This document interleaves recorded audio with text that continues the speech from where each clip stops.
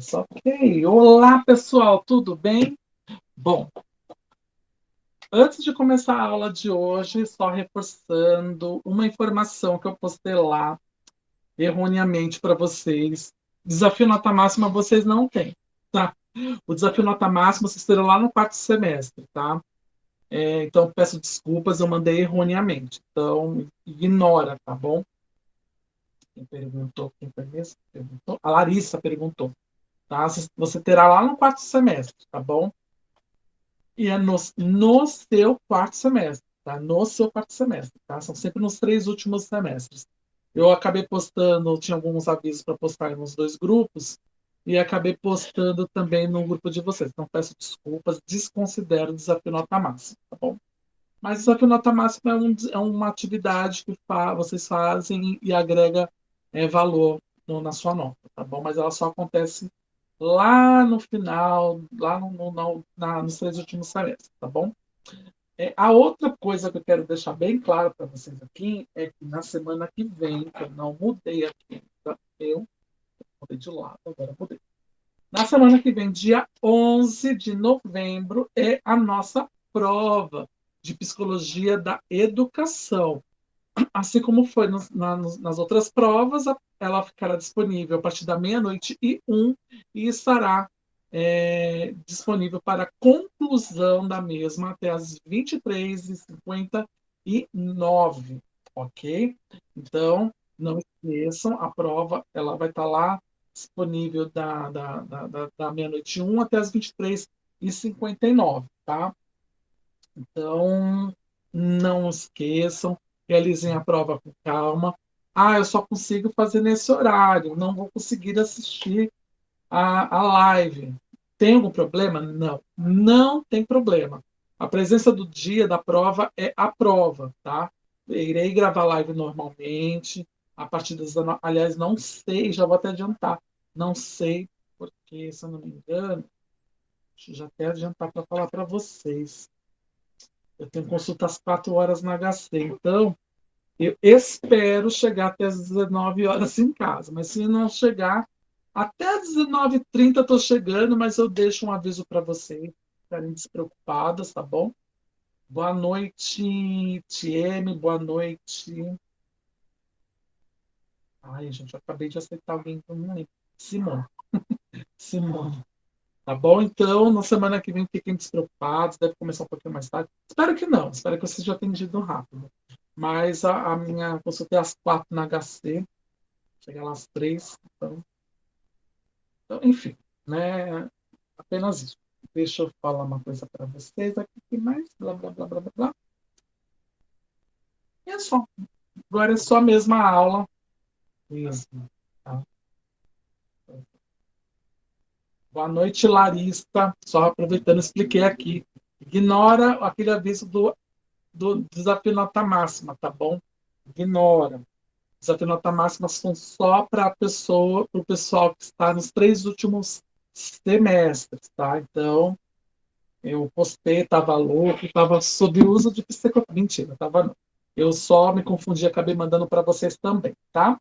Então, vamos começar hoje a nossa aula de educação e diversidade, né? A diversidade é um tema. Opa, agora a diversidade é um tema que é muito importante na escola. Por quê? É na escola que a gente aprende. Ah, esqueci a música do professor Raimundo. Mas é na escola que a gente aprende a conviver com as diversidades, né?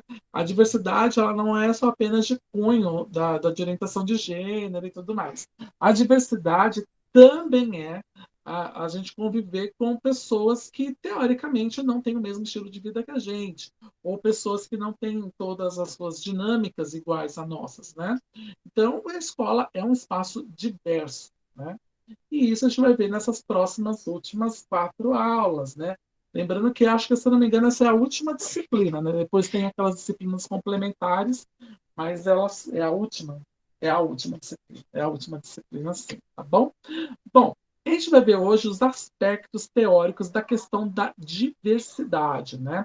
A gente vai abordar a diversidade articulando-a com a educação, destacando marcadores de identidades tais como étnico-raciais, de gênero, sexual, geracional e religiosa.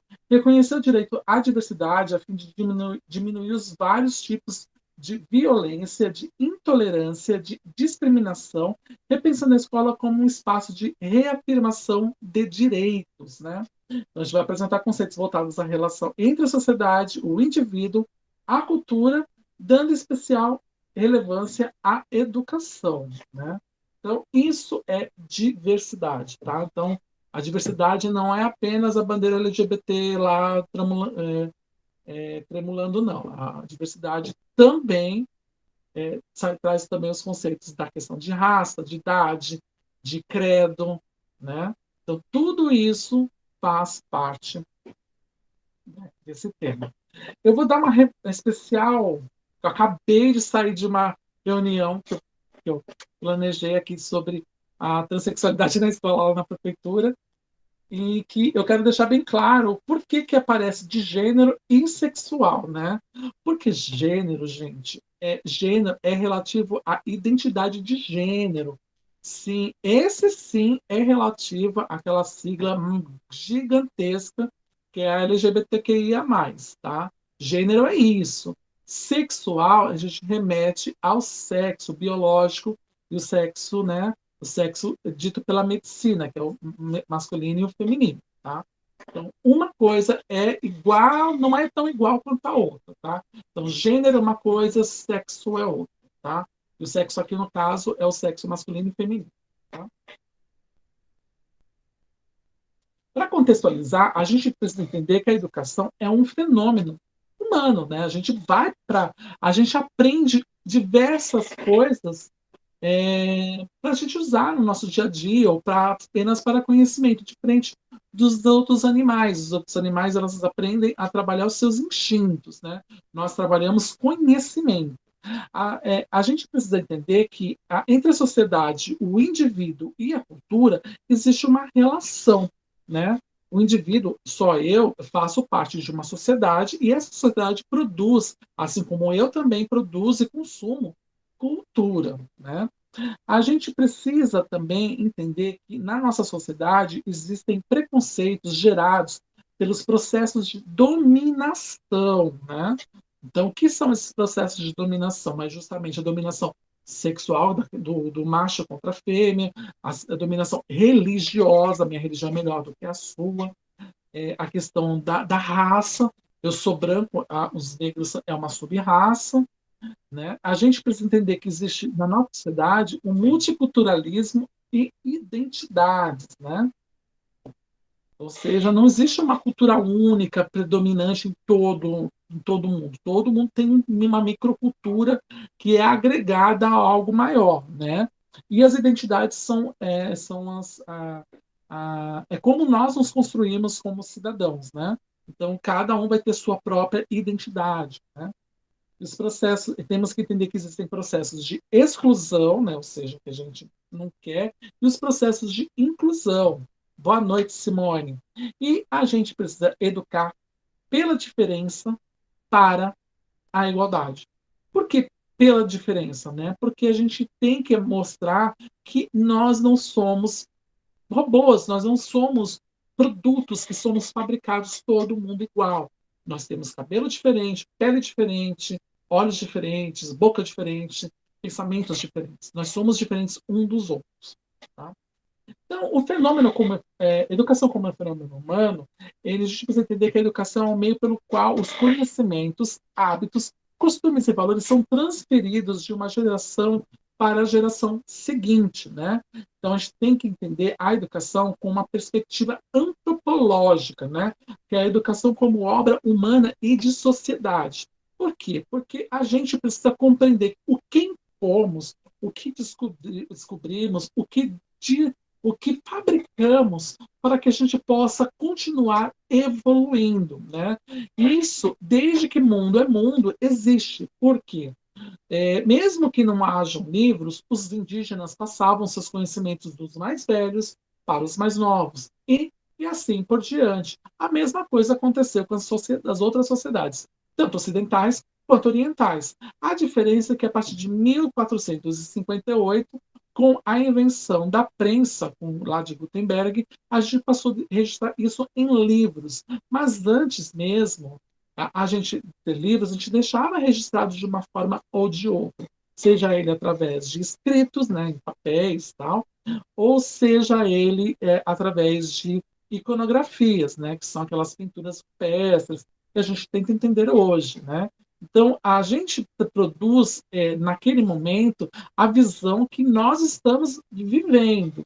E essa reprodução não significa, daquela vivência, não significa que é a correta naquele momento.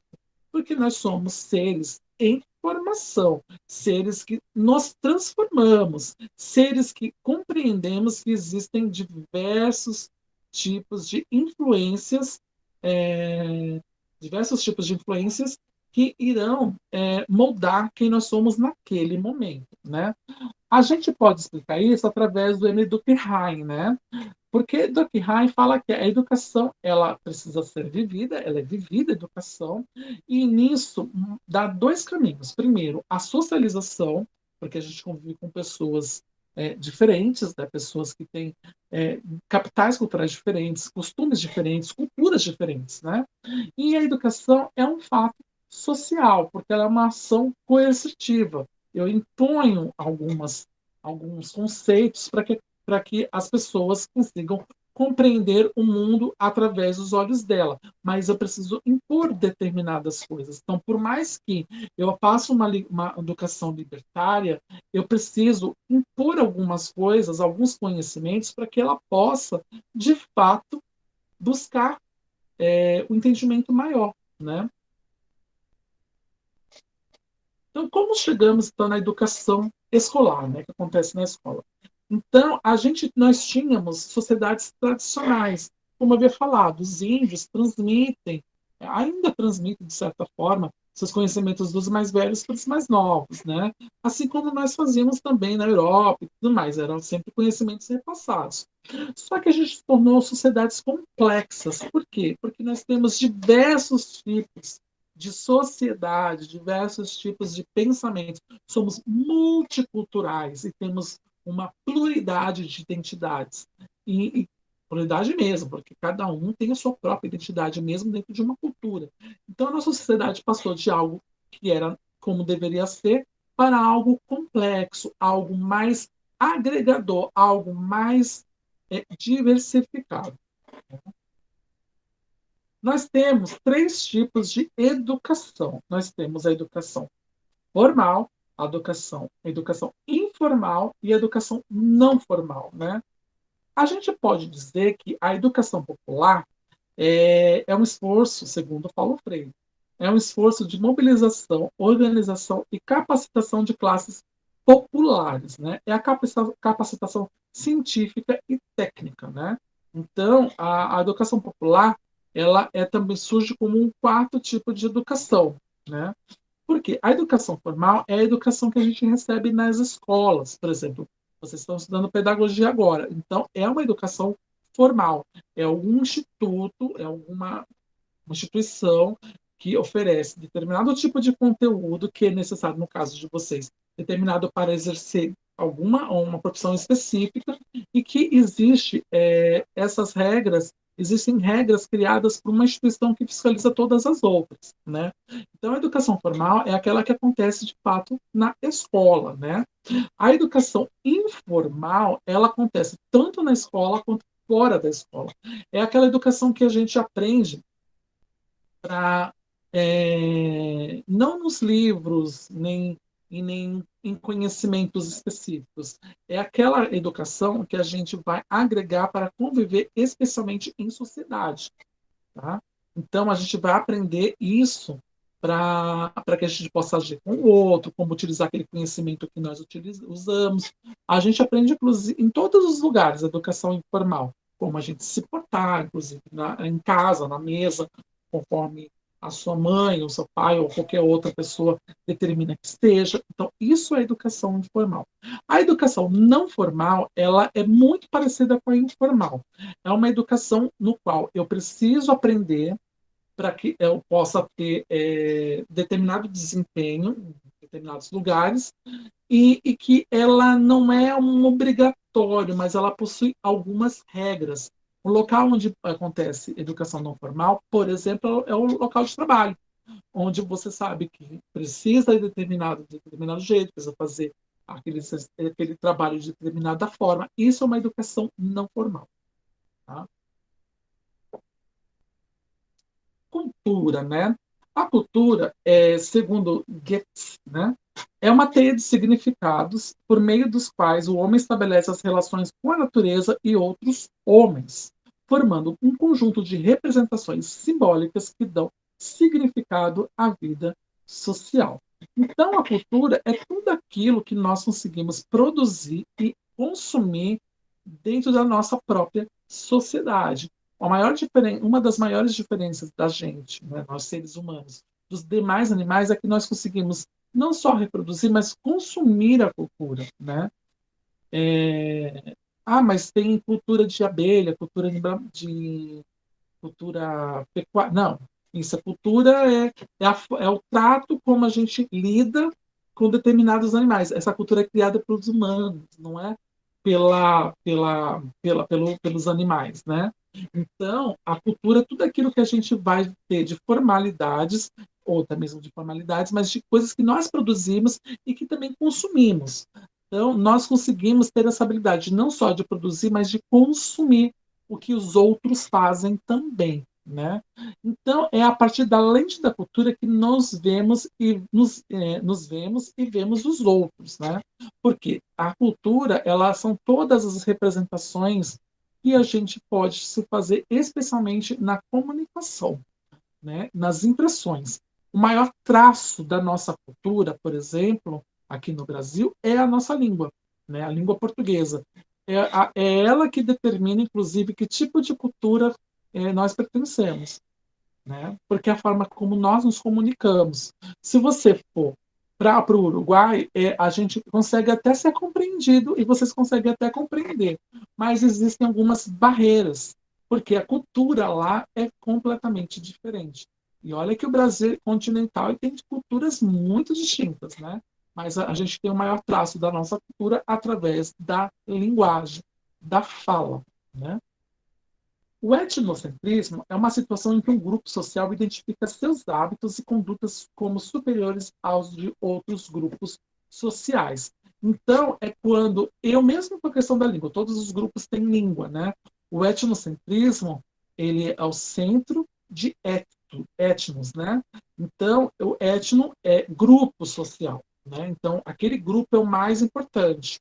Então, é como a gente pode dizer que a elite se vê. Ela é uma elite etnocentrista, onde os costumes delas, das elites, ou daquela elite, é mais importante do que os costumes e a cultura popular. Por isso que, por exemplo, as pessoas mais abastadas culturalmente, dizem que, por exemplo, o funk não é uma cultura, ou não é uma cultura que ela consome, mas é uma cultura, né? É uma cultura sim, é uma cultura popular, ela tem pessoas que produzem, consomem, né? Reproduzem também. Então, não basta apenas dizer que aquele costume é errado, basta entender que a cultura ela é consumida por aqueles que realmente lhe interessam, né? Então, quando a gente há essa discrepância onde um acha superior ao outro, nós temos o que chamamos de etnocentrismo, tá?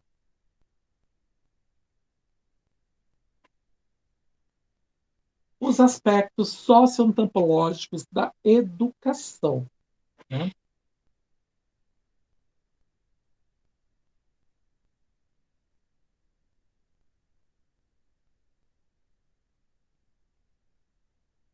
Então, a gente vai começar com os processos de exclusão, né? Os processos de exclusão, como o nome diz, é para excluir pessoa ou grupo de pessoas em detrimento ao que ela chama de cultura, né? Então, os preconceitos, eles são construídos socialmente, ou seja, é algo que precisa, não basta apenas eu dizer que eu tenho preconceito. Eu preciso ter um grupo que possa corroborar, né, possa validar aquilo que eu penso, né? Os preconceitos são aprendidos no convívio social. Por isso que a gente diz que a criança ela não consegue reproduzir preconceitos. Ela reproduz costumes que ela aprende em casa, mas ela não é preconceituosa em si, né? Ela precisa compreender exatamente o sentido daquilo que ela está fazendo, né? E são gerados por meio de sistemas que legitimam a exclusão dos diferentes, né? O que a gente vê muito, por exemplo, na questão da polarização política, né? Os de direita repudiam veemente as pessoas de esquerda, né? E olha que no Brasil não tem nem, eu não acho que tem direita e esquerda, né? Eu acho que é tudo igual. Mas eles repudiam quem não pensa igual a eles acham que é melhor, né? E os esquerdistas, né, eles repudiam quem é ultraconservador, né? Repudiam aquilo que impedem o bem-estar da população. Então, esses sistemas, né, essas polaridades, por exemplo, legitimam esses preconceitos, né? Pode perguntar, se você perguntar para um apoiador, por exemplo, do PSOL, o que ele acha do Bolsonaro, né, do nosso presidente, ele vai ter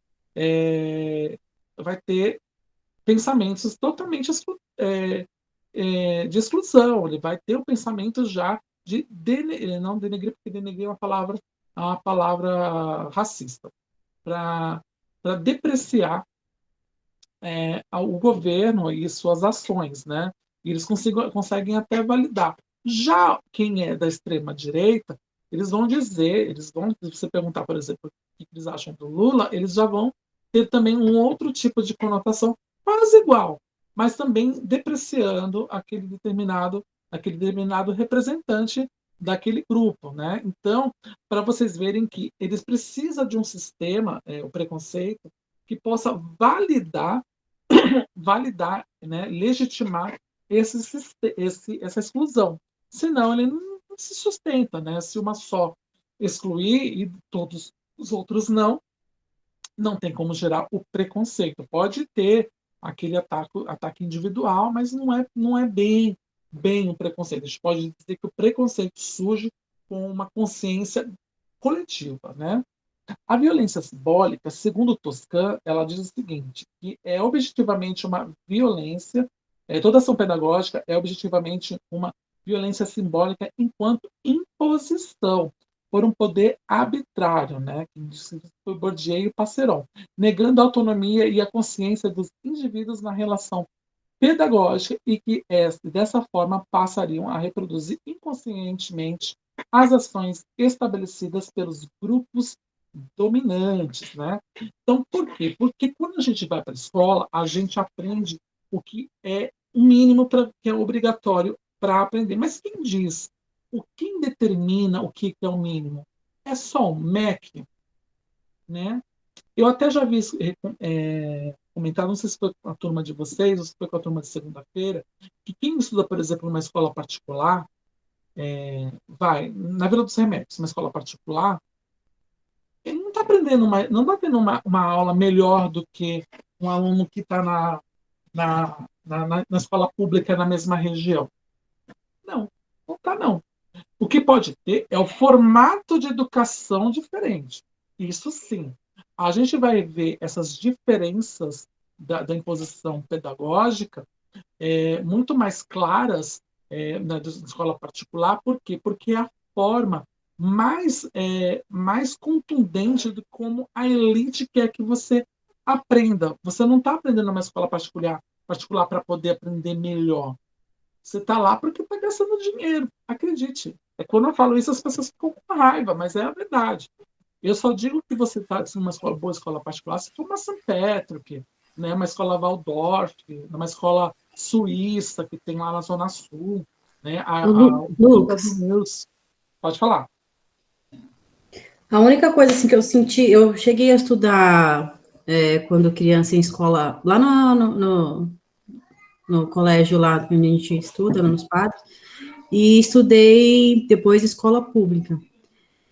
Na verdade, realmente é o que você falou, o conteúdo não era tão diferente, mas uma coisa, pelo menos na minha época, que eu senti diferença quando eu fui da particular para a pública, era os professores.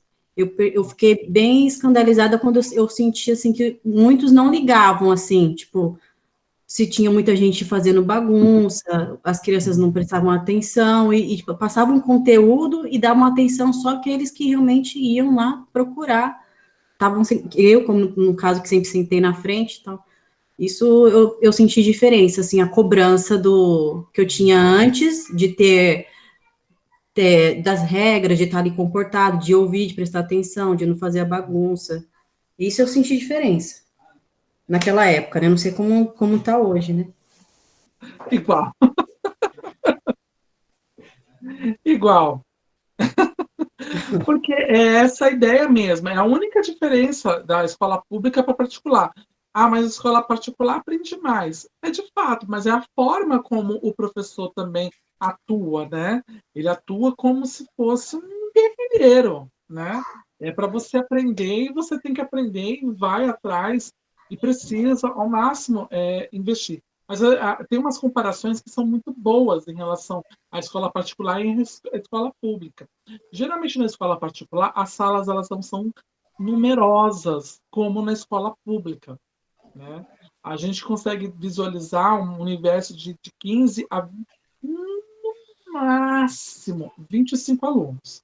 Se a escola tiver 30 alunos numa sala, pode trocar de escola, porque a escola particular, na verdade, ela deveria ter no máximo 20 alunos. A ideia é justamente na qualidade pedagógica. Só que essa qualidade pedagógica só é chegada quando você consegue, de fato, se conectar com poucos alunos ao mesmo tempo, né? Então, por isso que Uhum. elas são caras, né? Já a escola pública já tem uma ideia diferente, que todo mundo tem acesso, não tem escola para todo mundo, para que tenha, por exemplo, 20 alunos por sala, até porque custa dinheiro para o Estado, então a gente vamos chelar a sala. Então, põe 30, 40, 50, 80 alunos, porque o professor tem que dar conta, né? Então, essas são as grandes diferenças, né? É por isso que quando eu vejo alguém falando, ai, meu filho estuda escola particular, mas eu pergunto, qual o bairro dele, né? Ah, é porque a escola é melhor que não sei o que mais. Aí, quando eu vejo que é um bairro periférico, por exemplo, até mesmo no meu bairro, aqui na Vila Prudente, né? Eu falo assim, bom, se colocar na escola pública, vai aprender da mesma forma. A diferença é que não vai ter um professor assim, mas que vai ter uma atenção pedagógica muito maior, porque vai ter, óbvio, muito mais alunos na sala, e também não vai ser tão guerrilheiro quanto o professor de escola particular, né? Então, Eu isso mostra. tive, eu tive sim bons professores, não vou dizer que não. Tem professor que eu me recordo até hoje, de coisas que me ensinaram, que eu não esqueci, que marcaram mesmo, assim, os ensinamentos. Só que realmente tinha uns que, assim, eu via, de física, então, eu sofri muito com isso, o professor era aquele que entrava lá, tipo, jogava aquele monte de coisa na lousa e, tipo, bem só memorizar, sabe? A gente não entendia exatamente como é que funcionava e para que a gente ia utilizar aquelas fórmulas todas lá. Então, nesse caso, eu aprendi quase nada no ensino médio de física. Eu também.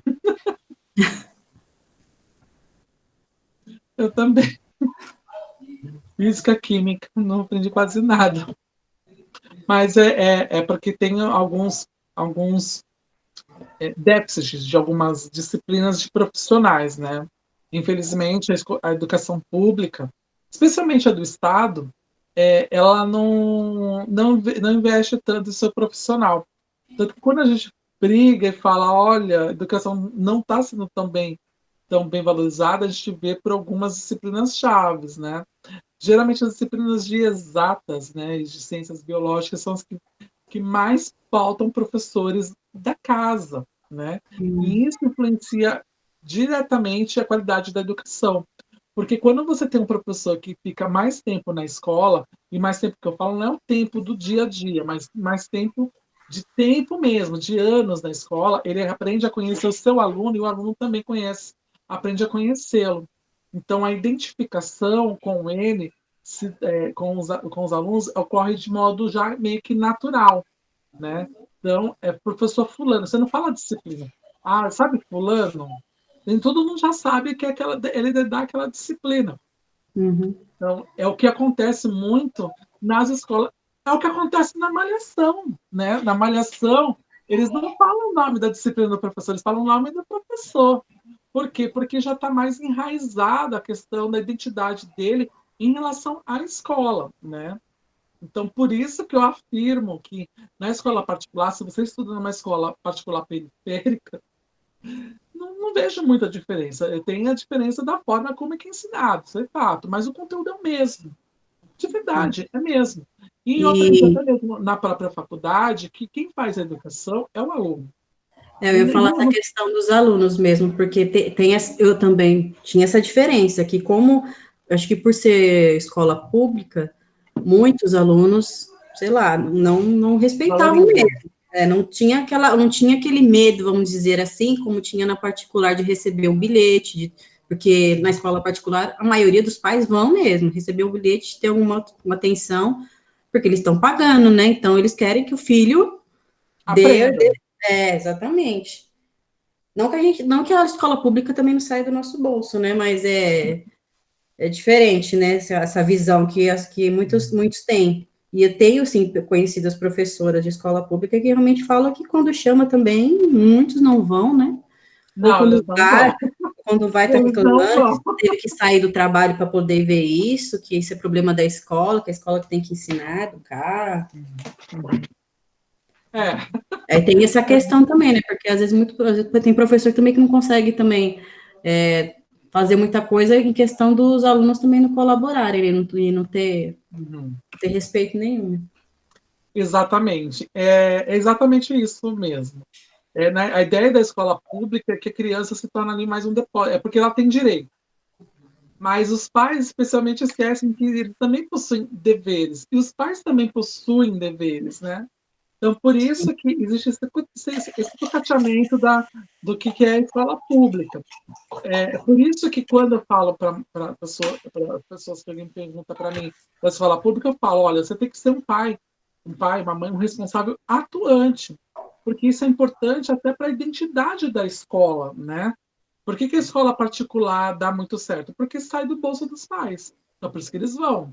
Então, é algo que sai, né? Por mais que eles cobrem a questão de notas, essas coisas, os professores dizendo que, por exemplo, não tem a didática específica e tal, e tem entendimento que sai o dinheiro do bolso, né? Então, é algo que faz falta mensalmente, mas é errado esse pensamento de que, ah, não, meu filho vai ser na escola particular porque a escola particular é melhor do que a escola pública. Não, não é. A escola pública ela não é tão boa quanto a particular, porque os pais que têm os filhos lá dentro não participam da vida escolar. Porque quando eu estudava na escola pública, e que já era mais ou menos, eu sou de Santos, né? E eu não sei se eu já falei para vocês, eu me lembro, nunca esqueço quando eu era criança, numa propaganda, que era verdade. Você já ouviu falar em fila de vaga em Santos? Né? Era uma propaganda que a prefeitura utilizava. E, de fato, não havia fila de vagas, porque tinha vagas para todo mundo, em escolas municipais, não eram escolas estaduais, em escolas municipais, porque sempre foi muito investido, pelo menos na época que eu estudava. A educação era muito boa. Eu estudei até o ensino médio, né? Mas meu ensino médio já foi técnico, por isso que não aprendi tanto física, química, porque só tive um ano e, enfim. E também não era ruim de matemática, mas foi ruim, não foi boa não, foi ruim. É, porque lá se investia bastante. Os pais, na minha época, eram mais atuantes. Eu me lembro das reuniões de pais, as salas eram cheias na prefeitura, né? Mas também tinha outros fatores que corroboravam isso também, né? Era uma transição da escola que não era para todos, para uma escola que estava incluindo todo mundo, e também existia uma pressão da própria rede de ensino. Então, por isso que eu repito, quando alguém fala, vou colocar meu filho numa escola particular porque é melhor do que uma pública, eu falo, você é louca, você é doida, não é bem assim. A escola pública ela não é tão boa por conta da falta de atuação dos pais, né? A gente entende que existe uma nova configuração econômica nas famílias, que às vezes o pai realmente não consegue ir, mas é necessária a participação dele de uma forma ou de outra. É necessária para que a escola se revitalize e se empodere em relação à sua identidade. Assim, quando eu fiquei desempregada, eu tirei meu filho que até então ficava numa escola, uma escolinha particular, mas por causa do período também, do horário, né, que era mais flexível. Aí tirei e coloquei ele da Municipal de São Paulo. Sim, nossa, a escola é excelente, era 1000 vezes melhor do que a particular que ele estava. E assim, o que ele estava aprendendo lá na outra escola estavam querendo colocar apostila para as crianças. Até colocaram, na verdade, né, para a idade dele, que ele tinha 3 anos. Na outra não tinha, inclusive não precisava pagar nada, né, precisava levar nada, e ele desenvolveu muito, as professoras super atenciosas, a escola super arrumadinha, assim, excelente mesmo. E num bairro que é um bairro simples, não era, né, uma escola pública maravilhosa. Então, assim, eu achei muito. E ele adorava ir para lá, porque na outra, às vezes ele chorava, às vezes não queria ir. E nessa outra, ele, nossa, amava a professora. Então, assim, não tinha. Eu achei muito melhor do que a particular. É porque na escola pública, especialmente até o fundo, não, na prefeitura em geral, por exemplo, posso falar pela prefeitura de São Paulo, os professores eles realmente ficam na escola, né? Você trabalha em uma única escola, né? Você trabalha um período inteiro, né? Então, você, por mais que você não estude na sala daquele determinado professor, daquela determinada professora, você visualiza essas pessoas lá naquele ambiente. Então, por isso que é muito mais fácil, né, essa assimilação. Não é que a prefeitura é melhor que o Estado, por exemplo. Não, não é isso. É porque no Estado, especialmente no Estado de São Paulo, a rede pública, a rede pública estadual, ela tem uma rotatividade de professor que é inacreditável, né? A gente precisa completar a jornada, por exemplo, na prefeitura a gente não completa a jornada, porque não tem professor substituto, aquele emergencial que tem no Estado. O próprio professor que não tem a jornada completa, ele fica disponível para poder entrar em salas de aula, né, na própria escola. Então, é impossível você não conviver com os alunos, né? Eu posso dizer que eu tenho a sorte de ter uma única escola no Estado, que eu dou aula no Estado e na prefeitura no Estado, onde eu sou o único professor de inglês. Então, o aluno que vai estar no sexto ano, ele vai ter aula comigo no sexto, no sétimo, no oitavo e no nono. Então, mas por quê? Porque lá só tem 9 salas, né? Tem 8, 9 salas, então eu consigo pegar todas as minhas aulas, mas também porque a minha disciplina são só 2 aulas por semana, então a gente consegue criar uma certa identidade com o aluno. Além disso, eu também sou efetivo, então eu não fico rodando as escolas, né? Então eu fico geralmente na mesma escola ever, né? Para sempre. Então isso ajuda muito na construção dessa identidade. Tá? Agora, da violência simbólica, por quê? Porque toda ação pedagógica ela é uma imposição de algum tipo de conteúdo, como havia falado agora do Durkheim, né? Que a gente precisa inserir elementos, né? Para que inserir mesmo, né? Para que a criança possa absorver. A gente não cria a curiosidade da criança apenas do nada. É necessário a gente impor conceitos. Então, tá aí a questão da violência simbólica. É uma violência porque a gente vai contra o que ela está imaginando, o que ela quer, o que ela espera, né? Então, a escola, as escolas legitimam a cultura da classe dominante, né? Por isso que o que a gente estuda, mesmo na escola particular, se for de bairro, é para a gente ser peão mesmo. É para ser peão, de certo modo. É que vai ser um peão que aprende um pouquinho mais só. Então, é por isso que, se você não faz parte da elite, né, dominante, da classe dominante, o conteúdo que você vai aprender, né, vai ser aprendido na escola, ela vai ser para que você seja alguém, uma massa de manobra, mesmo, de verdade. Então, é até engraçado quando a gente vê aqueles movimentos da escola sem partido, né? porque eles acham que existe aquela questão da ideologia, né? As meninas de segunda-feira, elas estão vendo filosofia para a criança, né? Eu havia comentado com vocês, acho que na semana passada. Vocês não terão a filosofia para a criança, né? E ela vai estar dentro de alguma outra disciplina nesses conteúdos. Elas vêm, nessa disciplina, por exemplo, elas conseguem visualizar que a criança ela vai criando o seu senso crítico ao longo da sua infância e da sua adolescência, né? Então, a escola, ela já desde pequena, ela já é projetada, até mesmo a escola infantil, já é projetada para que a criança seja dominada, né? Então, o que vai mudar de uma escola para outra é o pensamento dela.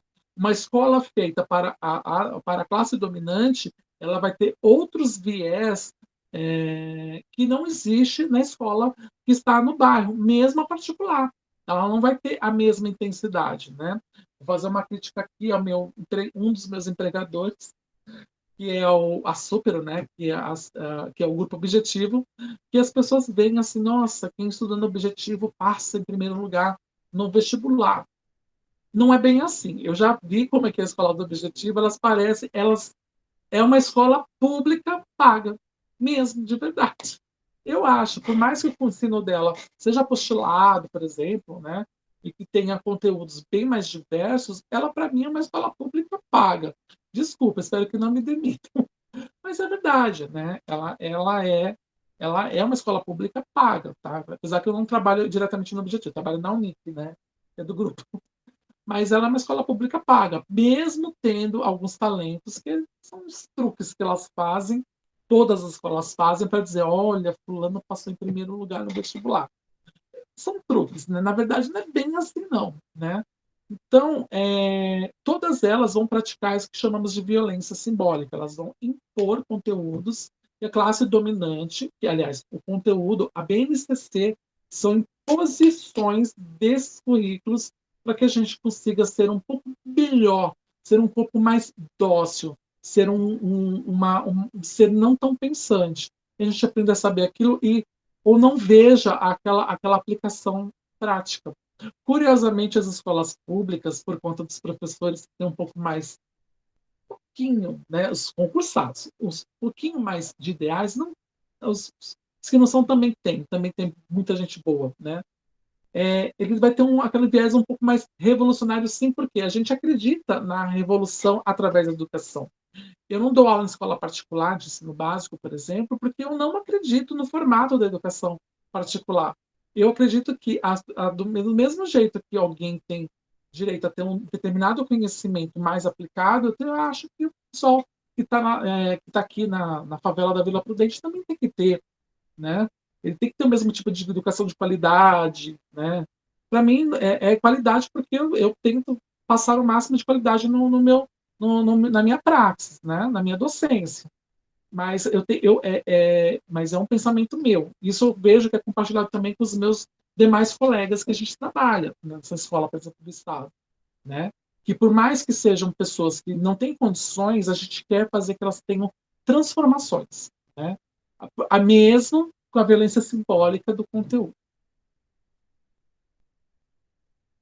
Então, a gente tem, segundo Bourdieu, né, Pierre Bourdieu, nós temos três formas, né? Perdão, três não. Um sistema que é formado em quatro etapas. Primeiro é a doxa, né? A doxa é aquilo aquilo sobre o que todos os agentes estão de acordo, né? Então todo mundo está de acordo com algo. Vamos ensinar determinada coisa, né?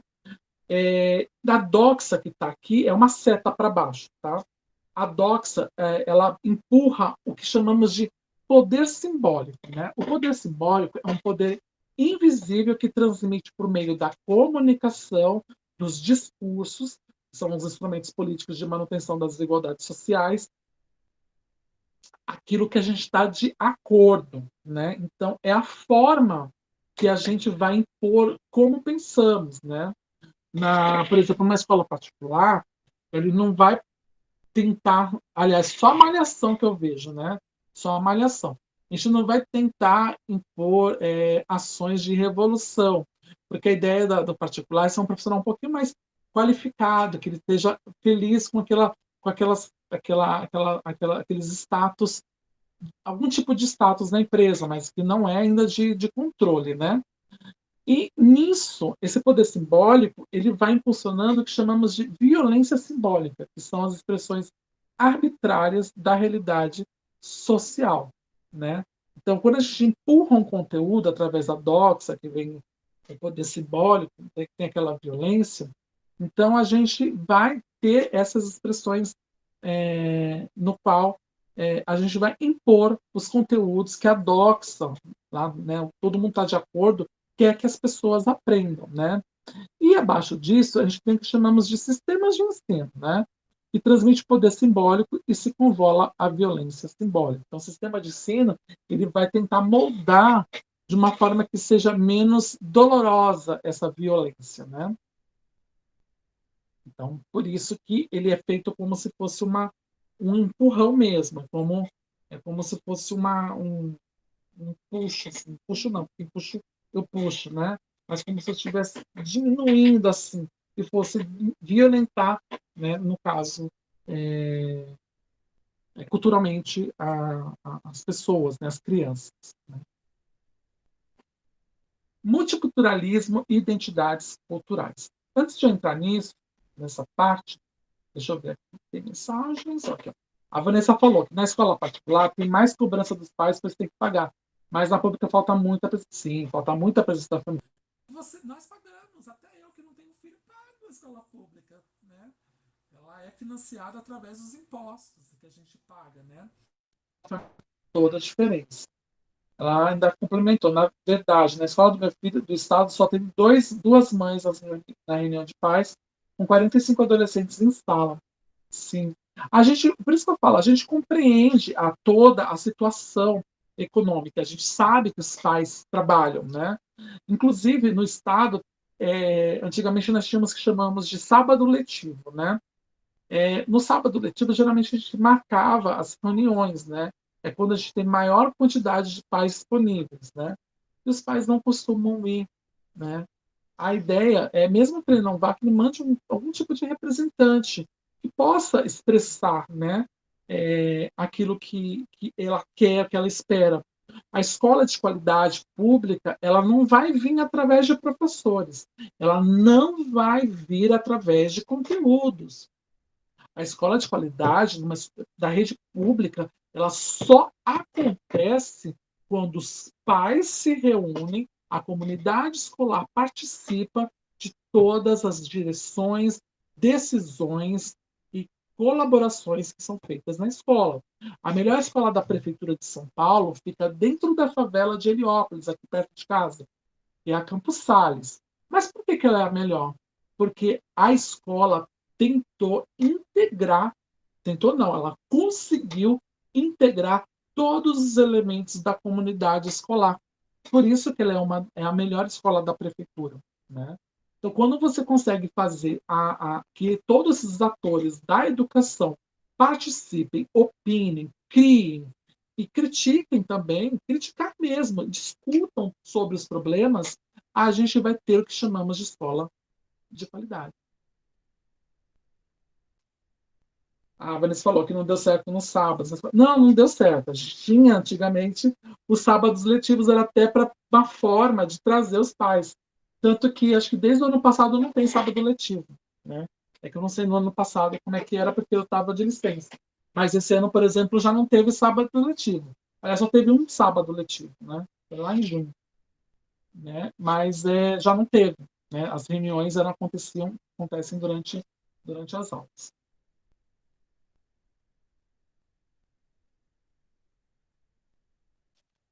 Dúvidas relacionadas até aqui?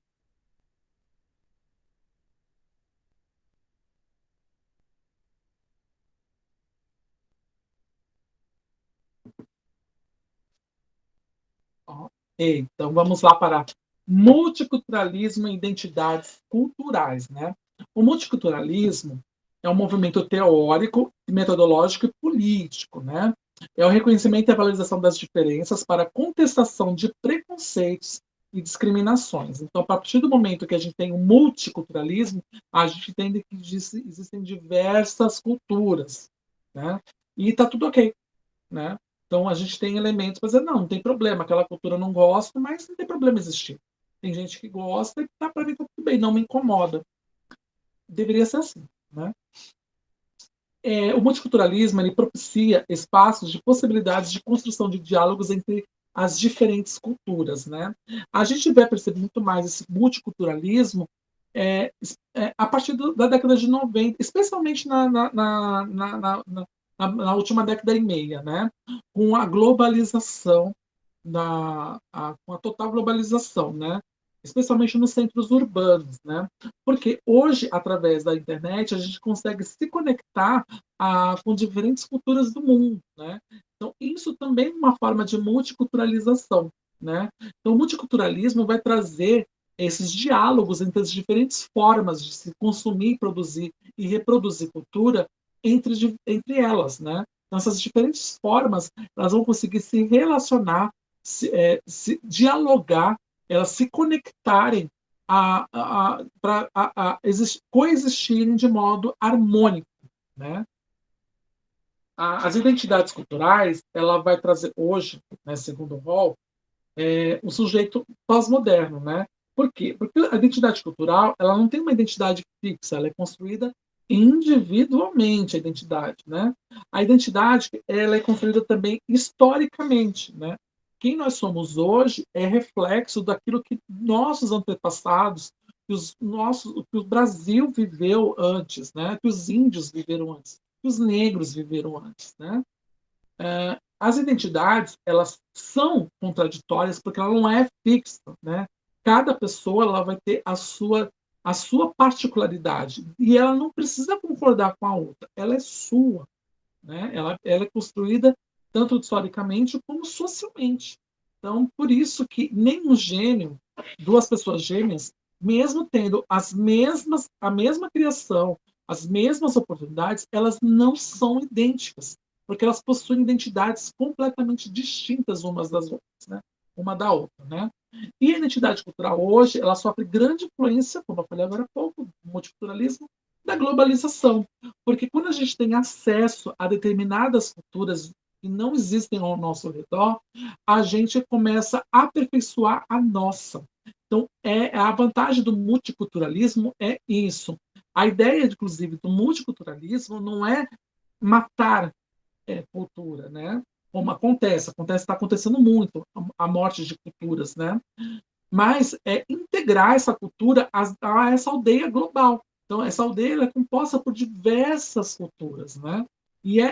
A globalização ela se faz importante justamente para que se aperfeiçoe, né? Tudo, todo como nós pensamos, como nós vivemos, como quem nós somos socialmente, né?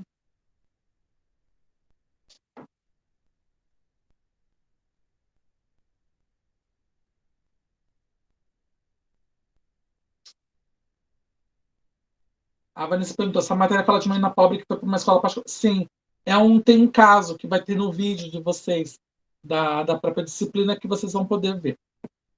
Da, cadê?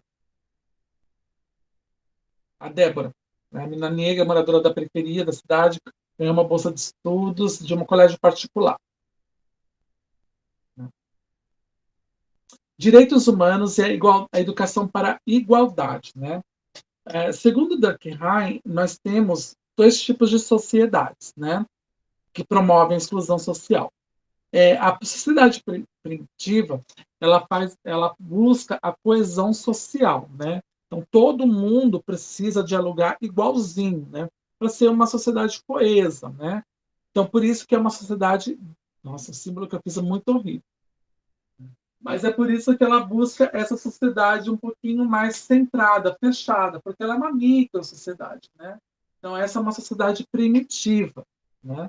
Já as sociedades modernas, ainda segundo Durkheim, elas são, ela promove a desagregação social. Por quê? Nessa macro sociedade, porque a sociedade moderna ela é complexa. né? Então, ela tem várias micro-sociedades, né? Por exemplo, as bolinhas, cada bolinha é uma micro-sociedade e tem os seus tempos, né? Então, quando essa sociedade, aqui, existe uma certa coesão entre elas, ela não compartilha de determinado ou parte ou até total valores que aqui existe nesta grande, aqui nessa macro sociedade mais complexa, a gente vai acontecer o fenômeno de desagregação social. Então, por não pensar igual ou não buscar aqueles mesmos objetivos, a gente vai, né, vai excluindo, né? O que não acontece justamente na sociedade primitiva, porque ela é composta pelos mesmos, quase por todos a mesma microsociedade, né? Então, por isso, quando a gente vai vendo, por exemplo, nos indígenas, eles não têm muita diferença de um para o outro, né? Alguns têm as funções, tá? Por exemplo, tem o cacique, tem o pajé, tem os guerreiros, enfim. Mas tudo é feito de modo único, como se fosse uma única unidade. Todo mundo tem uma função e está tudo bem. Então a gente vai ter essa sociedade primitiva, por exemplo. A sociedade indígena, ela não combina com a sociedade aqui, por exemplo, das grandes cidades. Por quê? Porque eles têm um ritmo de vida, por exemplo, mais lento, eles não, teoricamente, eles não são cristãos, né? A gente vive uma sociedade maciçamente cristã, né? Então, acaba tendo o que chamamos de desagregação social. Isso é só para representar, né? No caso dos índios, eles têm os seus direitos respeitados, né? Desde a década de 60, com a criação da FUNAI, né? E a Constituição de 88 diz, inclusive, que tudo deles são tudo é respeitado, né? Mas é para vocês terem uma noção como é que funciona uma sociedade primitiva ante uma sociedade moderna, né? Então a sociedade primitiva ela vai buscar em todos os seus pares, né, todos os seus componentes, uma coesão, algo que vá funcionar como uma roda, como uma grande engrenagem. Já na sociedade moderna, por ser mais complexa, ela já vai ter essa coisa mais da desagregação. Se você não combina, não agrega essa grande bolha, essa grande engrenagem que é essa sociedade mais complexa, você é eliminado. Os direitos humanos, eles são direitos que são universais, né? Eles também não são homogeneizantes, né? Ou seja, eles não são idênticos para todo mundo, porque ele tem que respeitar as características, inclusive ele entende que nem todo mundo é igual, né? Então, por isso que é não homogeneizantes, né? Homo, igual, né? Então, ele é heterogeneizante, né? E hétero, né? Hetero, né? Ela é diferente. É uma partícula, se não me engano, grega que fala sobre diferente, né? E não podem ser relativizados, ou seja, eles não podem ser equalizados porque eles precisam ser adaptados para cada realidade, né? Os direitos humanos, eles também abordam quem são as minorias, né? E pode ter aquela questão da segregação e tudo mais. A primeira minoria social que às vezes eu não aceito, porque nós temos mais do que o outro, são as mulheres, né? Então, as mulheres são minorias não porque está em menor quantidade, mas em relação ao poder que ela pode exercer na sociedade, né? Então, nós sabemos que tem mais mulheres do que homens, mas elas são uma minoria, porque, infelizmente, nós vivemos numa sociedade que é extremamente machista. Basta ler a Bíblia, basta ler principalmente o Alcorão, onde as mulheres elas são propriedades dos seus maridos, né? A gente vai ver isso também nos países asiáticos. Então, a mulher sempre vai estar relegada a ficar abaixo de um homem, né? De um macho. E não pode ser, porque as mulheres são maioria, as mulheres têm as mesmas possibilidades que os homens, né? Outras minorias sociais são os afrodescendentes, né? A própria história do último milênio explica, né? Especialmente do meio do milênio até parte metade dessa metade com a questão dos escravos, né? A escravidão. Isso não quer dizer que não existam escravos brancos, existem, mas que foi mais interpretado como escravos, socialmente falando, foram os negros. Eles sempre foram vistos pela sociedade, até oriental, de certo modo, mas especialmente a sociedade branca, como uma sub-raça, como um sub-humano, alguém que está abaixo do que poderíamos considerar como humanos, né? Os povos indígenas também compõem uma minoria social, e não é só no Brasil, não. A gente pode, por exemplo, falar na Bolívia, que onde a presidente que foi que se autodeclarou presidente lá, esqueci o nome da bonita, ela disse que ela luta para poder acabar com os costumes indígenas que não condizem com a Bíblia, né? A gente pode ver isso também na própria história dos Estados Unidos, onde diversos indígenas, né, os caras vermelhos, mataram, né, dizimaram populações inteiras, né, dos nativos, né? E aqui no Brasil também, né? Não pode falar muita coisa, né? A gente tinha 5 milhões, agora a gente tem 500 mil, né, indígenas no nosso país. Outra minoria social é a comunidade LGBTQIA+, né? Porque ele tem a questão do pensamento que vai contra o determinismo biológico e o da medicina, né? Então, se ele não está lá nos livros sagrados que ele não é homem, que é homem, ou mulher, que é mulher, ele precisa ser repelido, segregado, né? Então, ele compõe também o que chamamos de minoria social. E, por último, as pessoas com deficiências, essa é clara, né? Para quem estudou há alguns anos atrás, não tinha alunos deficientes na sala de aula. Por quê? Porque eles eram escondidos, né? Então, porque eles compunham, né, uma minoria social perante uma sociedade perfeita, né? Nós sabemos que, apesar de ser minoria, não é tão verdade assim. Eles são bem numerosos, né? São pessoas que podem e devem ser integrados socialmente, assim como qualquer outra pessoa. Os direitos humanos eles estão previstos na nossa Constituição de 88, nossa Constituição Cidadã, no seu artigo 6, né? Onde diz que são direitos sociais à educação, à saúde, à alimentação, o trabalho, a moradia, o transporte, o lazer, a segurança, a previdência social, a proteção à maternidade e à infância, a assistência aos desamparados na forma desta Constituição. Então, esses direitos eles foram adaptados, né, está lá no artigo 6º, dos direitos humanos, né? Então, é por isso que, quando a gente fala de direitos humanos, ele é óbvio, uma grande conquista para todo mundo. É difícil dizer assim, os direitos humanos protegem os ladrões, né, os criminosos. Não, não é bem assim. Eles protegem todos nós. E todos nós somos idênticos perante a justiça, por mais hediondo que seja o crime. Eles são idênticos, né? Todos nós somos idênticos e devemos ter aquela total igualdade de direitos. Isso, por exemplo, a gente não pode dizer que a justiça tem que ser boazinha com fulano, porque, afinal de contas, são direitos humanos. Não. A gente vai pegar o exemplo que aconteceu ontem, do estupro culposo. Né?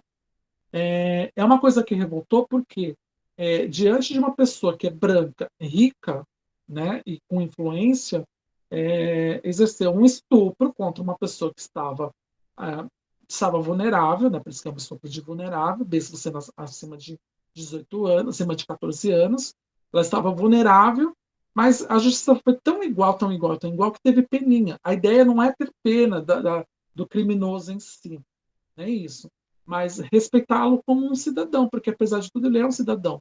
E assim como um cidadão, ele tem direitos, ele também tem deveres, né?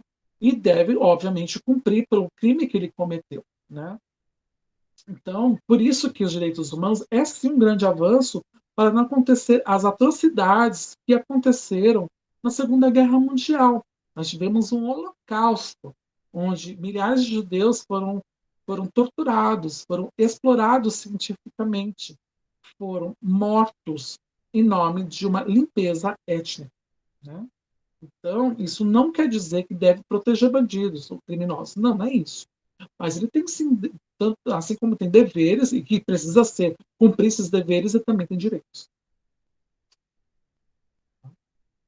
E ainda sobre a Constituição Federal, nós temos o artigo 227, né, que diz que é dever da família, da sociedade e do Estado assegurar à criança e ao adolescente e ao jovem com absoluta prioridade o direito à vida, à saúde, à alimentação, à educação, ao lazer, à profissionalização, à cultura, à dignidade, ao respeito, à liberdade e à convivência familiar e comunitária, além de colocá-los a salvo de toda forma de negligência, discriminação, exploração, violência, crueldade e opressão.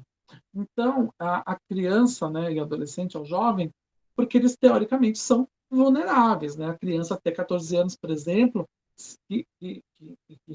mesmo que seja consentido, quando realiza um ato sexual, é um estupro, porque ele é vulnerável, ele está em formação, né?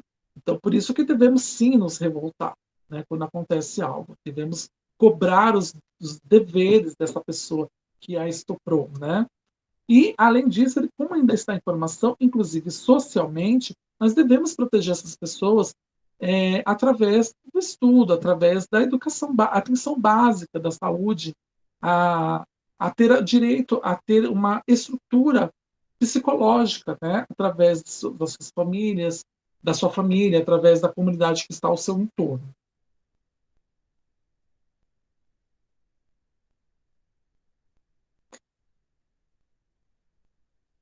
A educação para a igualdade, né? A educação, ele é um meio de efetivar os direitos humanos e capacitar o sujeito para a cidadania plena. Então, para reforçar o que eu falei agora no artigo 6º, quando o cidadão é um cidadão pleno, não há crimes. Ou melhor, acho que vai ser difícil não haver crimes no mundo. Vai ser difícil, porque nós somos uma espécie difícil. Mas há menos crimes acontecendo. Basta a gente comparar com os países nórdicos, onde a educação de fato é transformadora. E você vê índices baixíssimos, ou quando não, existentes de criminalidade, né? Então, por quê? Porque os cidadãos eles têm a plena consciência de seus direitos e deveres. E, como eu já falei para vocês, né, desde o início, até mesmo nas aulas anteriores, a educação, a escola, é um espaço de transformação, é um espaço onde a criança ela vai se formar, vai se moldar socialmente.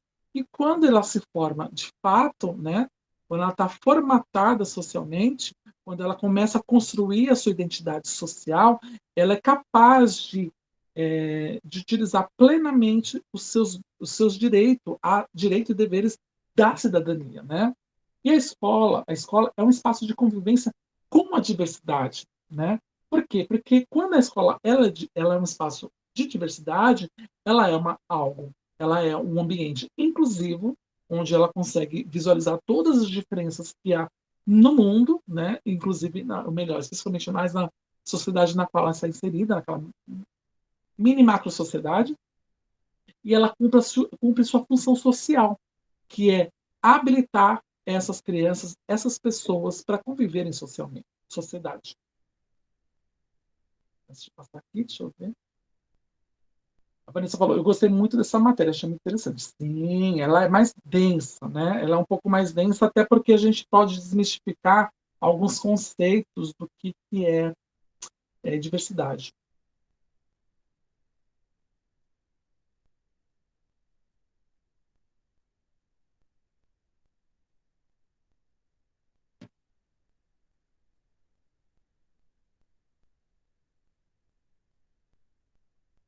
Igualdade, desigualdade e diferença, né?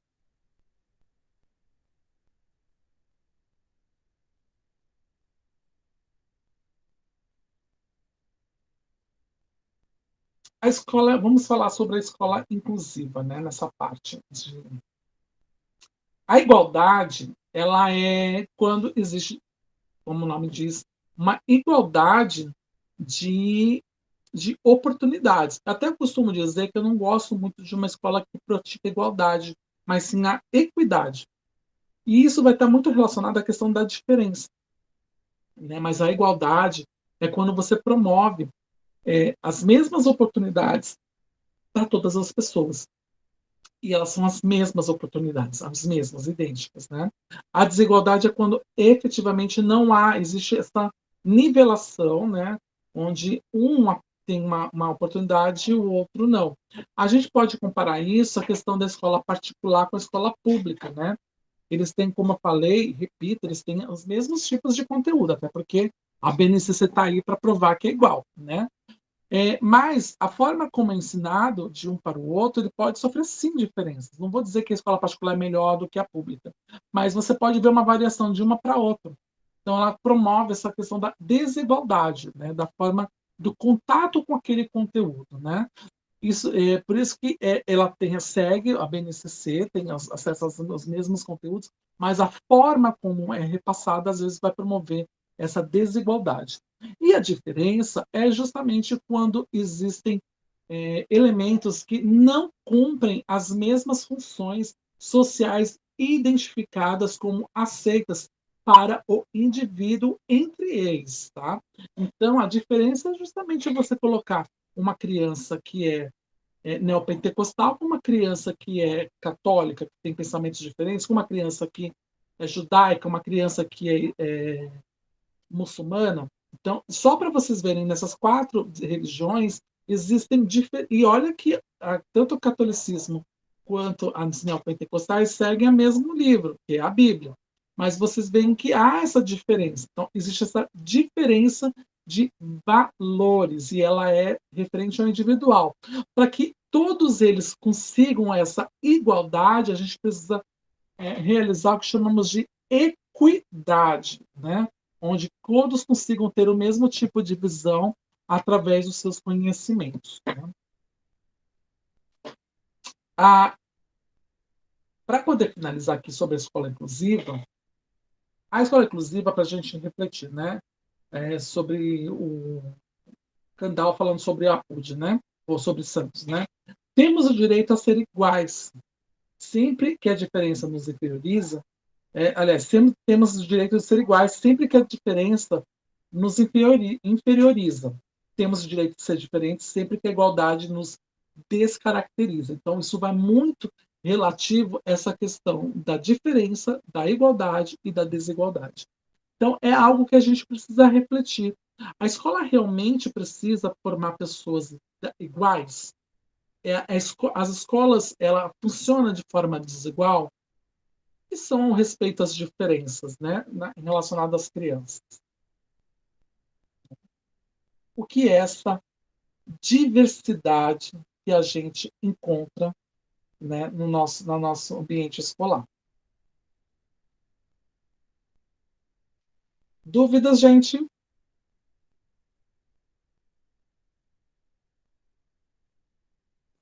Dúvidas?